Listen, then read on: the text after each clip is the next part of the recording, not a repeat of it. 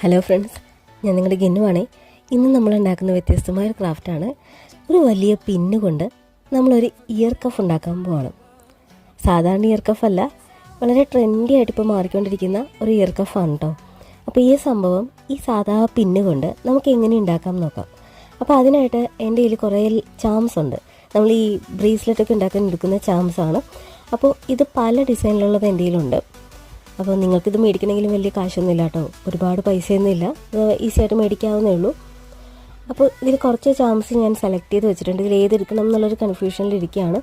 അപ്പോൾ എന്തായാലും കുറച്ച് ബീഡ്സും ഞാൻ എടുത്തിട്ടുണ്ട്, ഈ ഒരു ചാംസും എടുത്തിട്ടുണ്ട്. പിന്നെ നമുക്ക് പശയാണ് വേണ്ടത്. അപ്പോൾ എങ്ങനെ വേണമെങ്കിലും നമുക്കിത് ഡിസൈൻ ചെയ്യാം, അത് നമ്മുടെ ഇഷ്ടമാണ്. അപ്പോൾ ഞാനിവിടെ എന്ത് ചെയ്യണം, ഇത്രയും ചാംസ് കണ്ടപ്പോൾ എന്ത് ചെയ്യണം എന്നുള്ള കൺഫ്യൂഷനിലിരിക്കുകയായിരുന്നു. അപ്പോൾ ഏത് ഡിസൈൻ എടുക്കണം എന്താണെന്നുള്ളത്. പക്ഷെ അതിനു മുമ്പ് നമുക്ക് ചെയ്യേണ്ട ഒരു കാര്യമുണ്ട്. ഈ പിന്നൊന്ന് നേരെയാക്കി എടുക്കണം. ഈ പിന്ന് അത് നമുക്ക് വലിയ പിന്നായതുകൊണ്ട് വലിയ ബുദ്ധിമുട്ടില്ല, വളരെ ഈസി ആയിട്ട് തന്നെ നമുക്കിത് നിവർത്തിയെടുക്കാവുന്നേ ഉള്ളൂ. അത് നിവർത്തിയെടുക്കുക.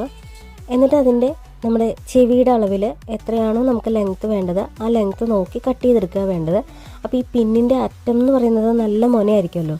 അപ്പോൾ ആ ഷാർപ്പായിട്ടുള്ള അറ്റം നമ്മൾ ജസ്റ്റ് ഒന്ന് പ്ലെയർ കൊണ്ട് കട്ട് ചെയ്തെടുക്കുന്നുണ്ട്. കാരണം അല്ലെങ്കിൽ നമുക്കത് ചിലപ്പോൾ എന്തെങ്കിലും രീതിയിൽ ബുദ്ധിമുട്ട് വരും. അപ്പോൾ അതുകൊണ്ട് ആ ഭാഗം ഒന്ന് ഞാൻ കട്ട് ചെയ്ത് കളയുന്നുണ്ട്. പിന്നെ അതിൻ്റെ അളവനുസരിച്ച്, ചെവിയുടെ അളവനുസരിച്ച് ഞാൻ എടുത്തിട്ട് ഇതിൻ്റെ ഒരു ഭാഗം ഒന്ന് വളച്ച് കൊടക്കമ്പി പോലെ ആക്കി വെക്കുന്നുണ്ട്. കാരണം അത് ആ ഒരു ഭാഗം നമ്മുടെ ചെവിയുടെ മുകൾ ഭാഗത്തായിട്ട് നമ്മൾ കൊളുത്തി വെക്കുക ചെയ്യുന്നത്.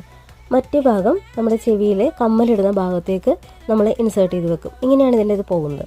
അപ്പോൾ ഈ മുകളിൽ വളച്ച് വെച്ച ഭാഗത്ത് ഞാനൊരു ജസ്റ്റ് ഒരു ബീഡ് വെച്ച് റെഡിയാക്കിയിട്ടുണ്ട്. പിന്നെ ഞാൻ പശ ഉപയോഗിക്കുന്നത് ഈ ഒരു സംഭവമാണ്. ഇത് നല്ല പശയാണ്, പക്ഷേ ആ പശ കൊണ്ട് ഇത് ഇരിക്കില്ല. അപ്പോൾ അതുകൊണ്ട് തന്നെ ഞാൻ ഇതെല്ലാം ഫൈനൽ സംഭവം ഇതെല്ലാം ചെയ്ത് കഴിഞ്ഞിട്ട് ഒരു കോട്ട് നമ്മുടെ റെസിൻ കൂടെ ഒന്ന് അപ്ലൈ ചെയ്ത് നന്നായിട്ട് ഉണക്കിയെടുത്തിട്ടാണ് ഇത് സെറ്റാക്കി എടുത്തത്. ഇപ്പോൾ ഇതിൽ നിങ്ങൾ കാണുന്നത് ഒരു ബേർഡിൻ്റെ സംഭവമാണ് ഞാൻ റെഡിയാക്കി എടുത്തതായിട്ട് നിങ്ങൾ കാണുന്നത്.